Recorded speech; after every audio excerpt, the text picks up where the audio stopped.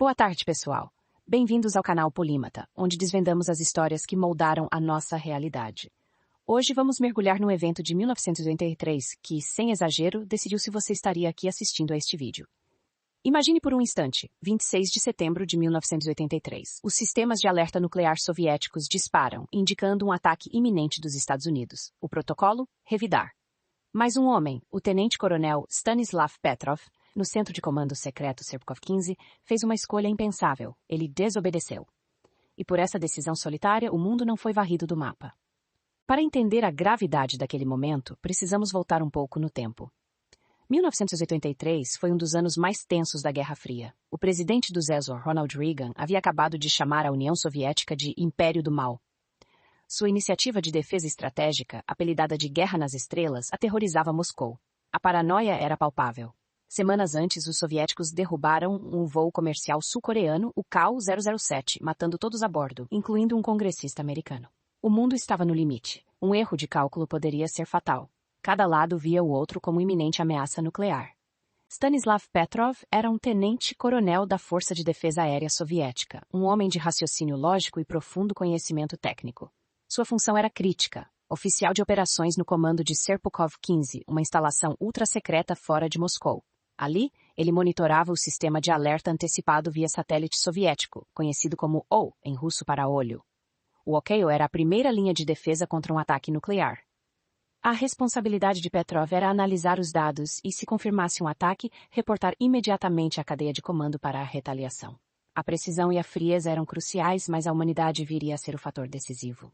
A madrugada de 26 de setembro começou rotineira. Então, à 00:15, o inferno se soltou.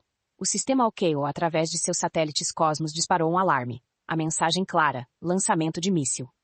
No monitor, uma luz vermelha piscava, indicando a detecção de um ICBM, um míssil balístico intercontinental lançado de uma base americana. O protocolo era explícito. Se um ICBM fosse detectado, era um ataque. Petrov e sua equipe monitoravam os dados com o coração disparado. Segundos depois, outro alarme.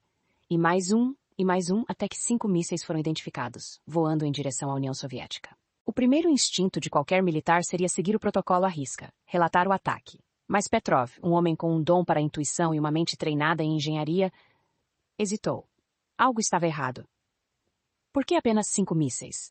Um ataque nuclear americano completo, para ser eficaz, envolveria centenas de mísseis, não apenas um punhado. Era uma anomalia, uma discrepância crucial. Ele raciocinou. Se fosse um ataque real, os americanos usariam todas as suas armas para saturar as defesas soviéticas. Essa lógica, simples mas poderosa, começou a formar sua dúvida. Sua experiência técnica o fez questionar o óbvio. A pressão era sufocante. Se Petrov estivesse errado e fosse um ataque real, ele estaria condenando milhões de soviéticos e, por extensão, o mundo inteiro, à morte. A retaliação, conhecida como o primeiro ataque, não era uma opção, mas uma obrigação protocolar para o sistema de defesa aérea. Cada segundo era uma eternidade. Os outros oficiais na sala estavam em pânico, pressionando-o para seguir o protocolo. O telefone para a cadeia de comando um toque de distância. Relatar significava ativar a resposta nuclear em massa da URSS, o que provocaria inevitavelmente o fim da civilização. Em um ato de insubordinação que desafiou toda a lógica militar, Petrov decidiu. Ele não relatou o ataque como real. Em vez disso, classificou-o como um alarme falso. Sua intuição, aliada à observação da anomalia dos 5 mísseis, superou o protocolo de décadas de Guerra Fria. Ele ligou para o Quartel-General de Defesa Antiaérea, mas não para relatar um ataque. Ele comunicou que o sistema de satélites estava com problemas. Essa decisão singular, feita em meros minutos de agonia, desafiou a doutrina da destruição mútua assegurada, MAD, que ditava que um ataque inicial levaria a uma retaliação total, garantindo o fim de ambos os lados. A confirmação veio minutos depois. Os supostos mísseis americanos desapareceram dos radares. Eram, de fato, reflexos solares em nuvens altas, um fenômeno raro que o sistema OKO interpretou erroneamente como lançamentos. O código Crocus, usado para alarmes falsos, foi a justificativa de Petrov para a cadeia de comando. A União Soviética respirou. O mundo, sem saber, havia evitado a aniquilação. Ninguém na época soube da sua decisão. A história foi classificada como segredo militar, e Petrov, embora reconhecido internamente por sua avaliação correta e condecorado por méritos ao serviço da pátria, foi repreendido por documentação inadequada de sua decisão. A história de Stanislav Petrov só viria à tona publicamente em 1993, após o colapso da União Soviética, graças a um general russo que decidiu que o mundo merecia saber. Petrov viveu uma vida modesta após o incidente, sentindo-se mais um burocrata que um herói. Ele nunca buscou a fama, mas o reconhecimento internacional finalmente chegou, com prêmios e documentários.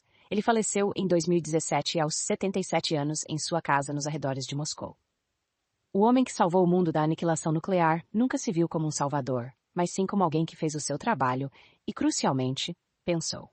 A história de Stanislav Petrov é um lembrete vívido da fragilidade da paz e do imenso poder da decisão individual. Em um sistema programado para aniquilação mútua, foi a falha humana, a recusa em seguir cegamente o protocolo que nos salvou. Quantas vezes na história a humanidade se viu à beira do abismo e foi um único indivíduo, uma faísca de bom senso e coragem, que a puxou de volta? Sua história transcende a Guerra Fria. É uma lição universal sobre responsabilidade, pensamento crítico e o valor inestimável da vida. O que você faria se o destino de bilhões estivesse em suas mãos? Stanislav Petrov teve a resposta.